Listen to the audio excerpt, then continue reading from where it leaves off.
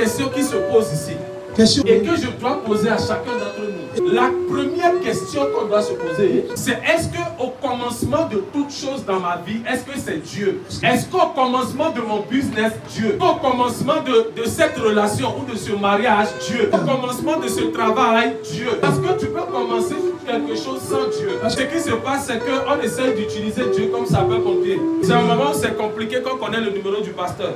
C'est compliqué quand on connaît le numéro de Dieu. Et Dieu ne peut pas être oméga s'il n'est pas l'alpha. Et je vais vous dire quelque chose. Quand on dit alpha et oméga, on a l'impression qu'il connaît le début et il connaît la fin. Ce n'est pas la définition d'alpha et oméga. La définition d'alpha et oméga, c'est qu'il est le début et il est la fin. Donc s'il n'est pas l'alpha, ne l'attends pas avec l'oméga.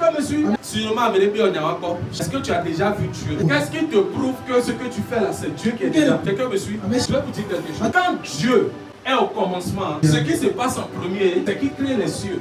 Dieu créa quoi? Les cieux. On n'a pas dit le ciel.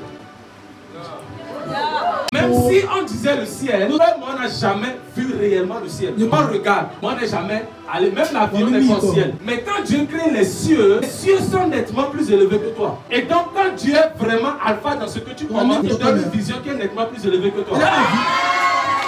Et donc, puisqu'il t'a donné une vision qui est nettement plus élevée que toi, il sait que tu auras besoin de lui pour l'accomplir. C'est pour ça que j'ai toujours dit que si Dieu t'a donné une vision que tu peux faire toi-même, ce n'est pas le Dieu d'Abraham. Parce que le Dieu d'Abraham t'appelle dans la maison de tes parents. Je t'amènerai, suis-moi seulement. Je t'amènerai quelque part.